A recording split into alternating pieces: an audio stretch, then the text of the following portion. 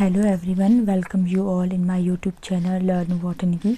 So today in this video we are going to discuss about mechanism और action of GPCR in detail, यानी कि जो G protein couple receptor है उसका जो भी हमने ब्रीफ पढ़ा था उसे हम अभी डिटेल में डिस्कस करेंगे। सो कल हमने डिस्कस किया था कि किस तरीके से जो सर्पेंटाइन रिसेप्टर होता है जो कि G प्रोटीन है, GPCR है, जो कि GTPs यानी कि ग्वानिन ट्राइफॉस्फेट जो एक लार्ज ग्रुप है उससे बिलोंग करता है। तो हमने देखा था कि किस तरीके से वो ट्रांस मेम्ब्रेन जो है प्लाज्मा मेम्ब्रेन में जो है ट्रांस मेम्ब्रेन एक तरीके से रिसेप्टर है जो कि सेल के अंदर एंटर करता है। उसके बाद से हमने ये भी डिस्कस किया था कि किस तरीके से जब GDP GTP में कन्वर्ट होता है तो अल्फ़ा यूनिट GTP के साथ बाइंड रहती है एंड जो बीटा एंड गामा जो सब यूनिट है वो अलग जो है सेपरेट हो जाती हैं। सो अभी हम डिस्कस करेंगे किस तरीके से ये न्यूक्लियस में ट्रांसफ़र होता है, कौन कौन से यहाँ पर एंजाइम एक्टिवेट होते हैं और कैसे प्रोसेस स्टार्ट होती है। So let's see. सो हमने डिस्कस किया था कि किस तरीके से जो GPCR है ये है G प्रोटीन। तो आप देख सकते हैं ये GPCR है जो कि ट्रांस मेम्ब्रेन इस तरीके से इसने 7 टाइम जो है जो सेल मेम्ब्रेन है उसे क्रॉस किया है। देन यहाँ पर जब ये ऑफ स्टेट में है तो आप देख सकते हैं GDP है उससे तीनों ही जो सब यूनिट हैं वो बाइंड करती हैं। यहाँ पर आप देख सकते हैं जैसे ही यहाँ से लिगैंड आता है कोई, जिसे हम सिग्नल मॉलिक्यूल भी कहते हैं,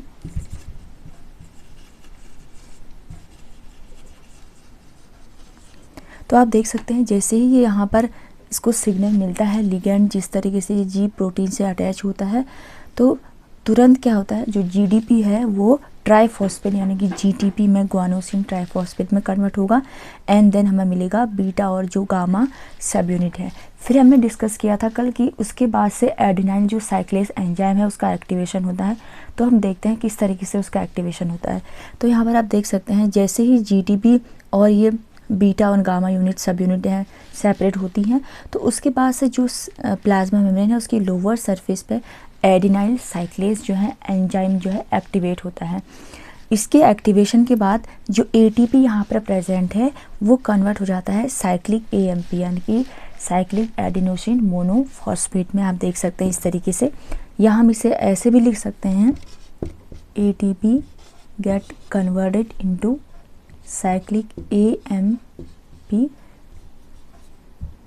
in presence of adenyl cyclase. So this is an important process कि यहाँ पर जैसे ही एक्टिवेशन होगा तो जो एडिनाइल साइक्लेस है उस एंजाइम को सिग्नल मिलता है कि यहाँ पर जो ATP प्रेजेंट है वो ATP जो है कन्वर्ट हो जाता है साइक्लिक AMP में। अब हम यहाँ पर डिस्कस करते हैं कि आगे प्रोसेस कैसे होती है। यहाँ पर आप देख सकते हैं cyclic AMP dependent protein kinase A, यहाँ पर एक प्रोटीन काइनेस होता है। ये हम डिस्कस कर रहे हैं सारी बातें साइटोसोल में, राइट। अभी प्लाज्मा मेम्ब्रेन से देन साइटोसोल में प्रोसेस जहाँ से स्टार्ट हो रही है। तो आप देख सकते हैं cyclic AMP dependent protein kinase A, this is very important. ये यहाँ पर एक्टिवेट होता है जिसमें कि 4 जो हैं इसकी 4 हम बोल सकते हैं साइट होती हैं। ये जो 2 R हैं इसे हम बोलते हैं रेगुलेटरी साइट, और जो C है ये होती है, जो ये 2 C आप देख सकते हैं ये होते हैं कैटालिटिक साइट। यहाँ पर आप देख सकते हैं जो रेगुलेटरी साइट है 2, यहाँ पर एक डोमेन लाइक कुछ स्ट्रक्चर प्रेजेंट है जो कि सिग्नल को रिसीव करने के लिए जो है यहाँ पर प्रेजेंट है।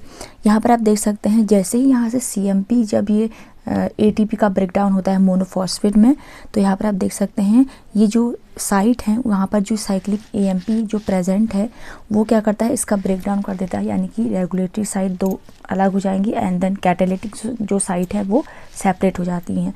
जैसे ही कैटालिटिक साइट का सेपरेशन होता है जो रेगुलेटरी साइट है वो यहीं पर प्रेजेंट रहती है साइटोसोल में, यानी कि वो जो है न्यूक्लियस के अंदर एंटर नहीं करेगी।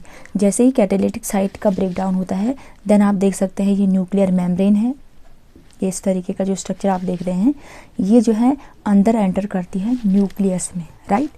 जैसे ही ये न्यूक्लियस में एंटर करती है न्यूक्लियस में एक प्रोटीन होती है जिसे हम बोलते हैं क्रैप, यानी कि इसका नाम है cyclic AMP response binding protein. जैसे ही कैटालिटिक साइट जो है यहाँ पर एक्टिवेट होती है वो न्यूक्लियस के अंदर एंटर करेगी, देन जो क्रैप जो इनएक्टिव फॉर्म में है, यहाँ पर आप ये है इनएक्टिव फॉर्म है, ये एक्टिव हो जाता है, यानी कि जो क्रैप प्रोटीन है उसका एक्टिवेशन हो जाएगा। उसका एक्टिवेशन बेसिकली न्यूक्लियस में होगा, क्योंकि हमें पता है कि जो न्यूक्लियस है वहाँ पर हमारा जो जेनेटिक मटेरियल है वो प्रेजेंट है, तो वहीं पर जो भी है प्रोटीन का कन्वर्जन जो है वहाँ पर होता है। तो जैसे ही क्रैब प्रोटीन जो है इनएक्टिव से एक्टिव होगी, तो यहाँ पर जैसे ही जब इसका एक्टिवेशन होता है, जब कैटालिटिक जब साइट फंक्शन करती है, देन ये स्टिमुलेट करते हैं जीन का ट्रांसक्रिप्शन में। यानी कि ये जब प्रोटीन का एक्टिवेशन होगा वो तब होगा जब क्रैब प्रोटीन न्यूक्लियस के अंदर जब प्रेजेंट है तब वो एक्टिवेट होगी। तो एक बार हम इसको रिवाइज कर लेते हैं शॉर्ट में। तो यहाँ पर हमने देखा GPCR जो है जी प्रोटीन, यहाँ पर सिग्नल आया, ligand signal molecule, and then signal molecule के एंटर होते ही जैसे इसको सिग्नल मिला GTP जो है GDP जो है वो GTP में कन्वर्ट हुआ, एंड जो अल्फ़ा एंड जो गामा और बीटा जो यूनिट है वो सेपरेट हुई। उसके सेपरेशन से ही प्लाज्मा मेम्ब्रेन एडेनाइन साइक्लेज जो एंजाइम है उसको एक्टिविटी के लिए सिग्नल मिला। वहाँ पर प्रेजेंट जो ATP है in presence of adenine साइक्लेज enzyme वो कन्वर्ट होता है साइक्लिक AMP में। साइक्लिक AMP यहाँ पर डिपेंडेंट जो प्रोटीन काइनेज है उसकी हेल्प से, जो कि प्रोटीन काइनेज का ये स्ट्रक्चर है इस तरीके का होता है जिसमें 2 रेगुलेटरी साइट होती हैं एंड देन कैटालिटिक साइट 2 होती हैं।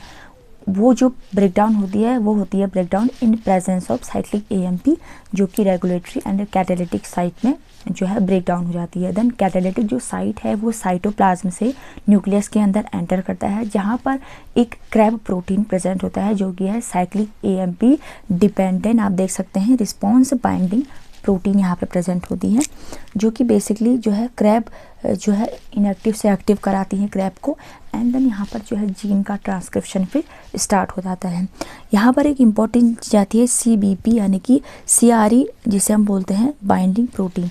यहाँ पर जो है जो क्रैब की बाइंडिंग करने के लिए, यानी कि जैसे मैंने बोला कि न्यूक्लियस में क्रैब प्रेजेंट होता है, तो क्रैब की बाइंडिंग के लिए जो है CRE बाइंडिंग प्रोटीन यहाँ पर प्रेजेंट होती है, जिसे हम CBP बोलते हैं। यहाँ पर आप देख सकते हैं, यहाँ पर मैंने दिखाया है कि यहाँ पर जो ये प्रोटीन है ये क्रैब है, ये जो क्रैब प्रोटीन है वो क्या करती है क्रैब को बाइंडिंग करने में। जैसे क्रैब जब यहाँ पर बाइंड करेगा इस तरीके से, तो यहाँ पर जो प्रोटीन होगी वो प्रेजेंट होती है CRE प्रोटीन, राइट। सो इस तरीके से ये जो है फिर ट्रांसक्रिप्शन करके जो स्टिमुलस है वो उसका रिस्पॉन्स देना जो है मतलब इस प्रोसेस को आगे फर्दर कंटिन्यू करता है। ये प्रोसेस यहाँ से स्टार्ट होती है, राइट। सो अगर आपको ये वीडियो पसंद आती है तो अपने फ्रेंड्स के साथ आप इसे ज़रूर शेयर कीजिएगा, और अगर आपको कोई भी रिलेटेड वीडियोस चाहिए किसी पर्टिकुलर टॉपिक पर जिसे आप पढ़ना चाहते हैं तो आप मुझे कमेंट करके बता सकते हैं। And thank you for watching this video.